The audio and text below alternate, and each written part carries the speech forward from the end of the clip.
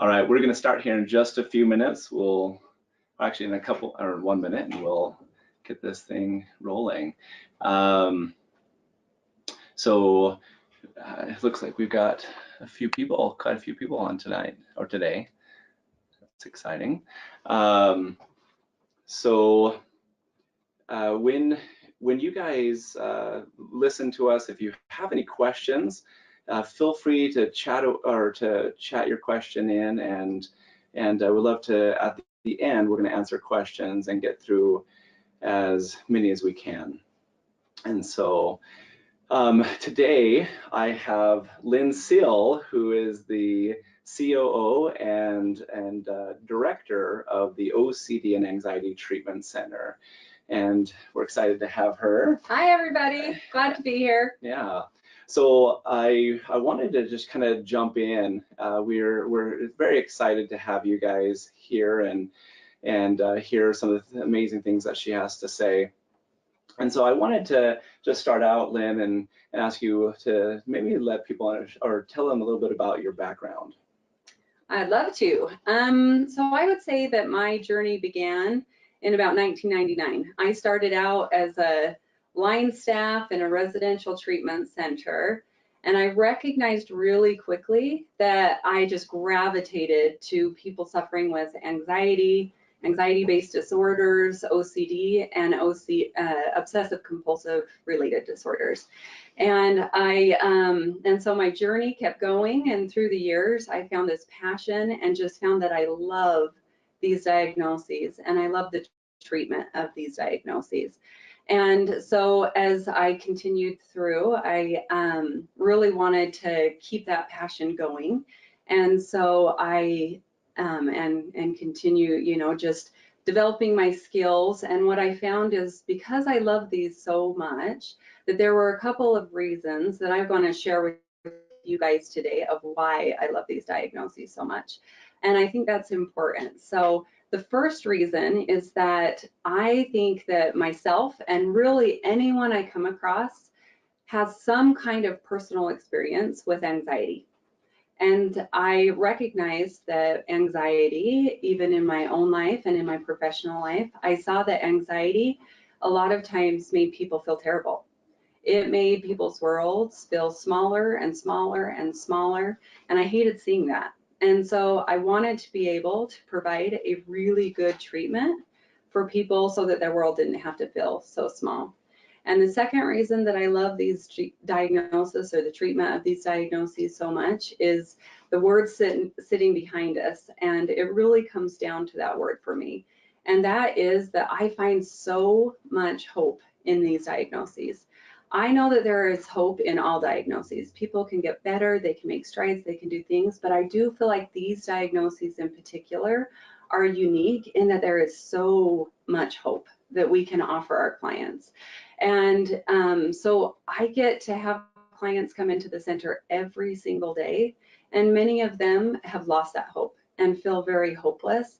And I get to say to them, I'm going to somewhat rock your world today, but I'm also going to change it and get some of that hope back for you, that you get to live the life that you want to live instead of the life that OCD or anxiety is telling you to live. And so I just want you guys to know that because of that hope and my love for these diagnoses, I decided to specialize and get as much knowledge as I could in these diagnoses to provide the best help. So I have gone to the Behavioral Therapy Training Institute. I have gone to the Advanced Behavioral Therapy Training Institute, which is through the International OCD Foundation, and specialized in exposure and response prevention and behavioral treatments for these diagnoses.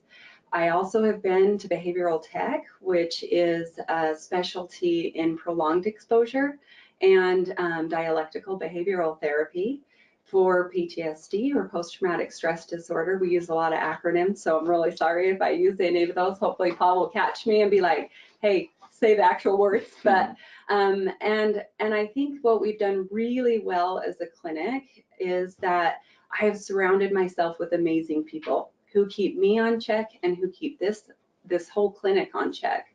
So that would include Paul, that would include our clinical director, Leah Jaramillo, and Kate, Dr. Kate Rogers, who is our training and development director.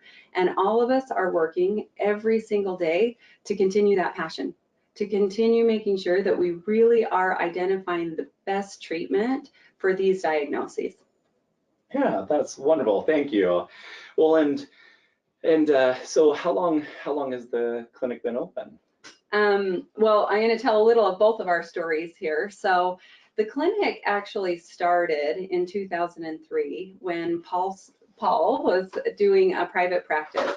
He was doing, I get to brag about him, he won't do that, but he was doing amazing work in a private practice, but recognized he was helping one individual client at a time, and found that instead he wanted to build an army. He wanted this to be able to help more people than just the person sitting in front of him in the office. So in 2015, we officially launched the OCD and Anxiety Treatment Center. And it was in this tiny little office with a teeny little IOP of 6 people. And we've learned a lot, and we've grown a lot from that time period. At this point, we're having about 65 plus people every single day come through our program in the intensive outpatient program. And we've just continued to develop those skills that I talked about. Thank you. Well, and I wanted to share that, you know, Lynne has talked about the clinic and where we were and where we're now. It has been exciting to see that growth from the 6 to roughly 65 people coming into the program, and it's fun to see it. And as you break down this treatment center that we're doing, there is a very unique treatment that we are using and processes, and with that, the change we see in clients is so dramatic. It's incredible. We get to see somebody who is completely immobilized by their fears and their worries, and then within a very short time period, they are living a life that they never thought they could, or they remember once feeling that way, but it had been so long because they had just been tolerating for so long this life that they didn't know what else to do about. So Lynne, as you've worked in the clinic, what are some of the unique things that you have seen? Well, that would speak to the treatment protocol that I was talking about. And I think that really does make us unique. I often say we have a secret magic sauce that's not secret at all. It is the evidence-based gold standard of treatment for, again, anxiety-based disorders, OCD, or any obsessive compulsive related disorders. And so it's so fun for us, and it does make us unique because we really hold that treatment protocol to fidelity, meaning that we read the research, we make sure we shift and bend where we need to, and we also really we're able to do that side, but we're also able to take the clients. We have, like we said, thousands of clients at this point going through the clinic, and we get to learn from each and every one of those clients.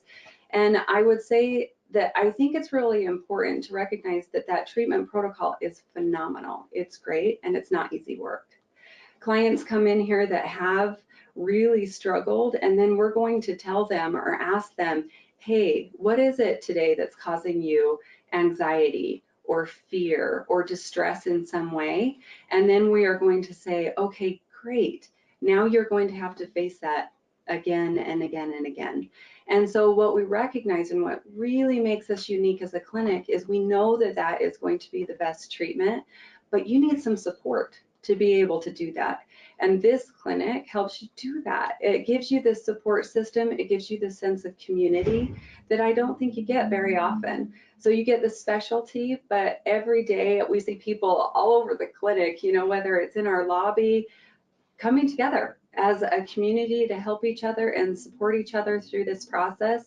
And we know it's not going to feel good in the moment that you're doing it. It's not going to feel great, I'll say, but we do know it's going to change your life forever. It is going to have this long-term benefit that you haven't got. We are not going to be one of those clinics that say, distract yourself or learn deep breathing techniques, because I can deep breathe my way right into a panic attack. So that's not gonna help me. Instead, we really have to have the skills to have a long-term benefit instead of just that moment of instant relief. So I feel like those are the things that make us the most unique as a clinic. Anything to add? Yeah, you know, and I think that we get it, we understand. I think that is one of the biggest feedbacks that we get here, is that they've never talked to somebody who can explain what they feel better than they've ever been able to express it to somebody. And we get it not because we are just superior. We get it because we see people every day. It's the only thing we do every single day, and we learn and we grow, and we're able to use this phenomenal research and all these amazing trainings we get to go to, and we incorporate it in there, and we talk with our clients and we learn from them, and we're able to learn how to communicate what they're feeling. Today I was explaining to somebody, you know, that we often have people tell us they have a hard time explaining what their, you know, that feeling is that happens inside them. And I was sharing the idea of having somebody understand what it's like to describe a color when they have no reference to it. So if they were blind and they had never been able to see, you know, how would you explain the color blue? You know, the sky is blue, the water is blue, I feel blue. Sweatshirt's blue. My blue shirt sweatshirt is blue. How do you explain that to them? And it's without using another reference that you'd have to see. And I think because of the experience we have, we've found a way to help people understand and comprehend and internalize the color blue. And when they do that, like you get it. And if you get it, then you're likely to know what to do with it. And so I think that is definitely one of the unique things about us. We have a lot of different goals we try to accomplish in the treatment center, and kind of have you, Lynne, what goal would you say is the most important for anybody coming to the center? Oh, absolutely, that you get the life you want to live. Like I said, your world gets smaller. Your anxiety or distress starts making decisions for you. And so we want you to set a goal. We want you to say, I want to get back to school. I want to get back to work, or I want to be present when I'm at those places, instead of just having that constant worry go through your mind over and over again and feeling like you're missing out even when you're sitting right there. And so I would say that's our primary goal, is get you back to the life that you really want to live. And then I could go into technical goals of, we want to see a rate of reduction of symptoms. We want to make sure that you're able to face that threat that you're currently feeling, whether it's a real threat or a perceived threat. But it really, the most important thing for us is that you get back to the thing that's important to you.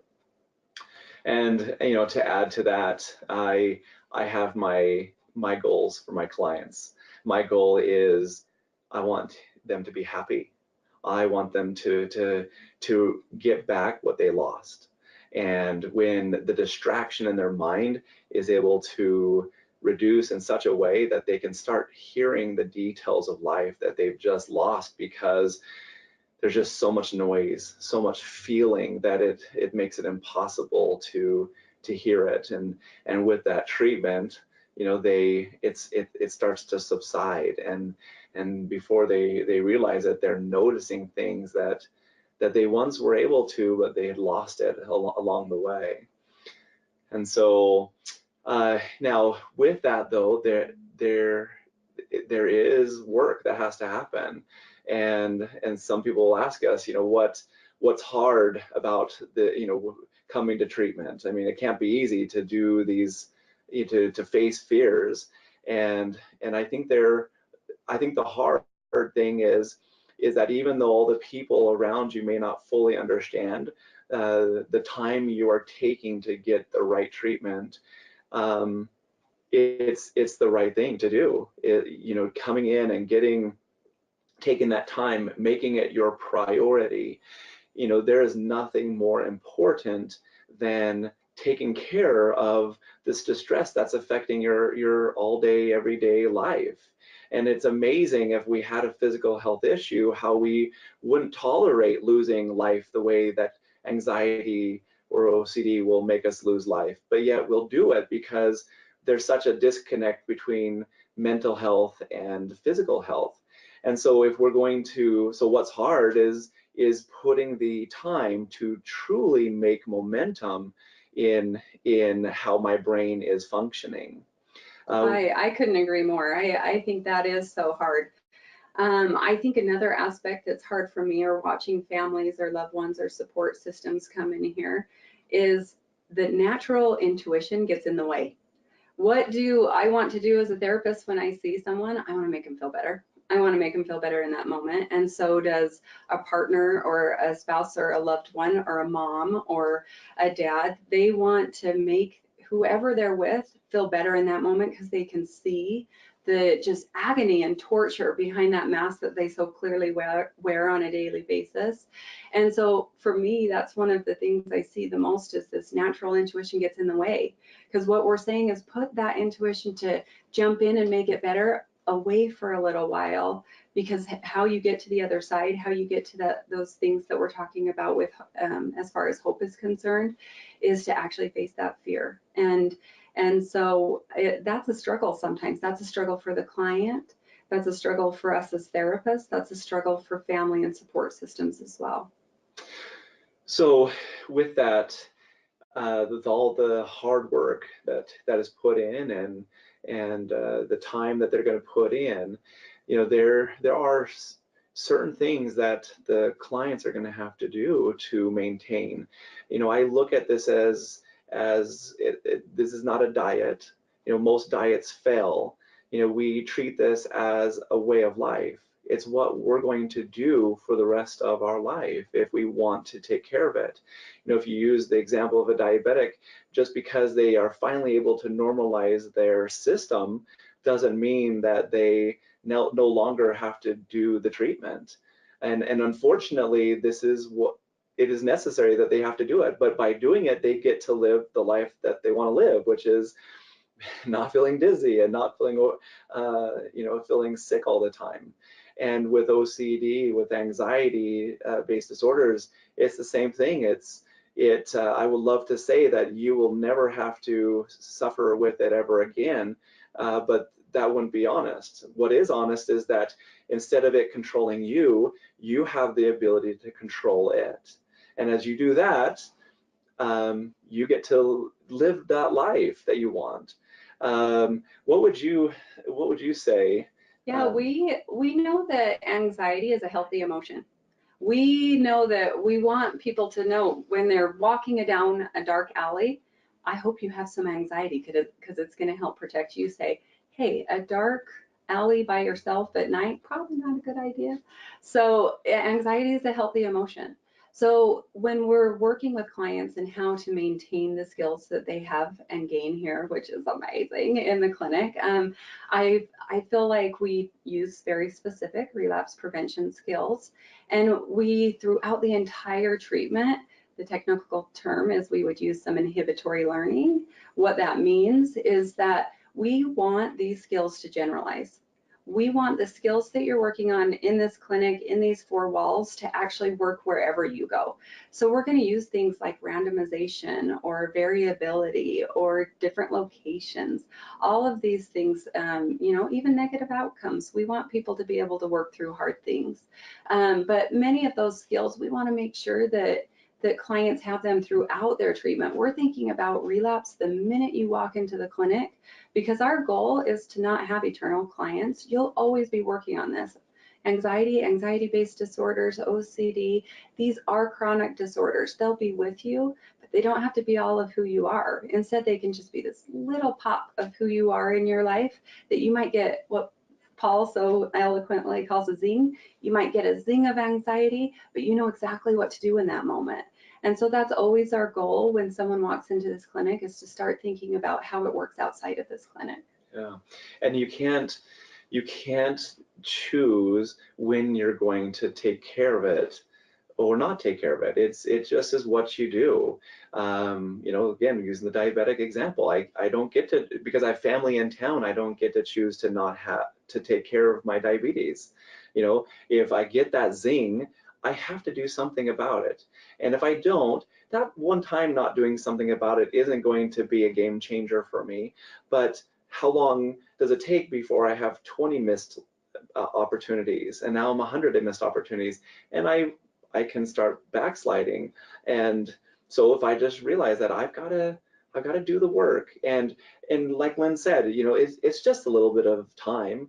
You know, if I hear somebody that they have for a half an hour, for an hour, for a half a day, even a day, a week, is suffering over something, they're worrying and concerned about something, for me, I say, well, you have the skills. That wasn't necessary. You used to be the person who would suffer. You no longer have to be someone that suffers. And so that is what we had to share with you guys. We wanted to answer some of the questions that you guys have, and let me open up that really quickly and see if I can find that. We're having, let's see. We're working at the 87%. We are working at the 87%. If you got that email. Yes. So, almost there. Okay. All right. So one of the questions is, and sorry, I'm gonna have to get closer. I should have brought my glasses. The question is, what should I expect to learn from and develop skills in during the relapse phase? I would say that you can do hard things and that you can do them as they come. I can't protect people from that, like I was saying, that anxiety, and that anxiety is not the enemy. It's just how you manage it. So the particular skills that we want you to learn are how do you face fear? How do you face anxiety or distress or whatever it is that you're tackling? How do you face that anywhere that you are? Anywhere that you're at. And like I said, a lot of that comes down to this idea of generalization, this idea that I can do it anywhere, anytime, at any moment. Yes. Another question is let's see. I'm having a difficult time expressing my situation and functioning socially, not feeling guilty prone continuously, etc. What is to be said if I feel I take on several subsets of OCD? Man, you're not alone. That would be my first comment to that, is you're not alone. I think the thing that I hear probably one of the very most often in this clinic is that there is that guilt, there is that shame, that mental health often takes you away from the things that you care about most, and it uses those things against you. And so there are, you know, many different diagnoses or subsets of these diagnoses, any of those obsessive compulsive related disorders. And what I would say is that it is about education. It's about learning why you're doing those things and how do we tackle it so that you don't have to do those things in the future.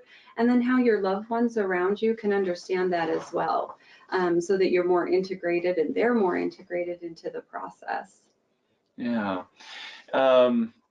So another question is let's see. Is there a wait to actual therapy, and if so, how long?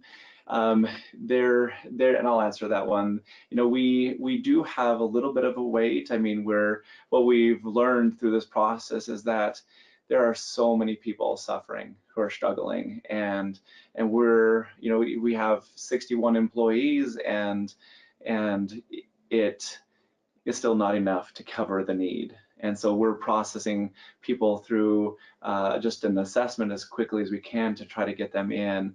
You know, we do have some availability. We did just open up another 12 spots into the program. So our end goal is up to 72. And so there, we can have a pretty quick turnaround for right now. It depends on the time of year. Sometimes we've had a month to a few months waiting list, but right now before the summer, it's a little bit more free. And I would say it's going to probably take anywhere from 2 weeks to maybe 6 weeks to get in for an assessment. Have a little bit of patience with that. But then we're going to be able to recommend whether you need an intensive outpatient program, whether you need a lot of support going through this program, or whether you're needing individual sessions. We'll get that flowing for you and make sure that you get the help that you're in need of. So another question is, my daughter has several subsets of OCD. Her therapist is working with her, but as a parent, how can I be supportive and not sabotage the process? Beautiful. What a great question. And I mean, I think the greatness in that question is that you're thinking about it. I think the best way to not sabotage is to eliminate what we would call accommodations. And I'm going to say that, and then I'm also going to say, don't rip it off like a Band-Aid. Right now, some of those accommodations might be a lifeline for your child. So we know that with OCD-related disorders, compulsions come into play. Those are the things that you're doing to get yourself away from the threat. Many times those compulsions include other people, whether that's seeking reassurance, going into a social situation that you're feeling anxious about, and you're talking, and all of a sudden you're like, hey, Paul, did that sound good? Did I say the right thing? Can I do? Or, man, I feel like I'm going to get sick. I feel like I'm starting to get sick. Did you see that? And kind of asking for reassurance.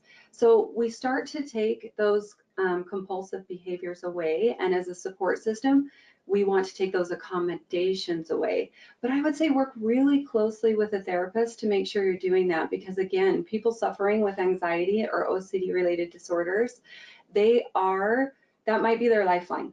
That might be the way that they're surviving right now. So we want to do that in a really gradual, systematic way that's not going to hurt somebody else.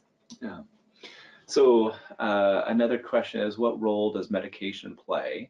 And I can take that one. I would say that medication can be a good thing, and knowing how medication works in this world of anxiety and OCD, you're talking about 40 to 60% of the people who take medication, you're going to get benefit.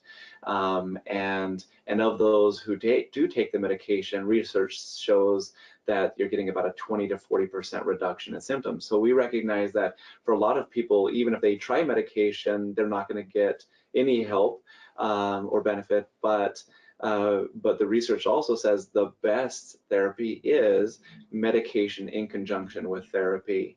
And it goes back to society and how society labels medication as this negative, critical thing, and you can hear all this fanfare about it.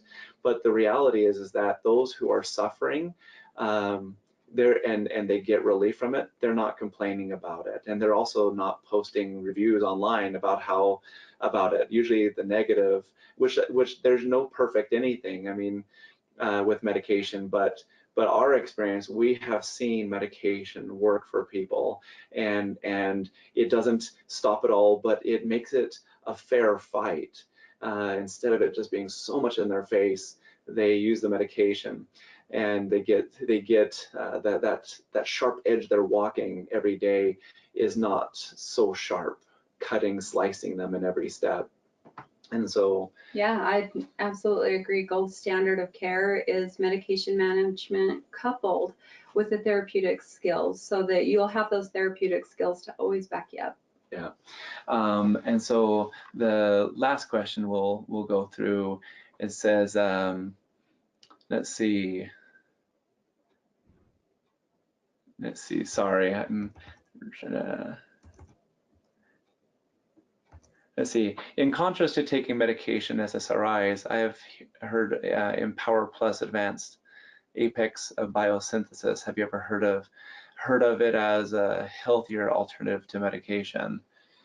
And what I would say is that we've heard a lot of people try lots of different things, supplements. They'll try a lot of new age things, but the reality is that our experience, we have not seen the relief. I've never had somebody I've never seen somebody say, I took this over-the-counter thing, or I took this herb, or even a synthetic anything, where they said, yes, it made a difference.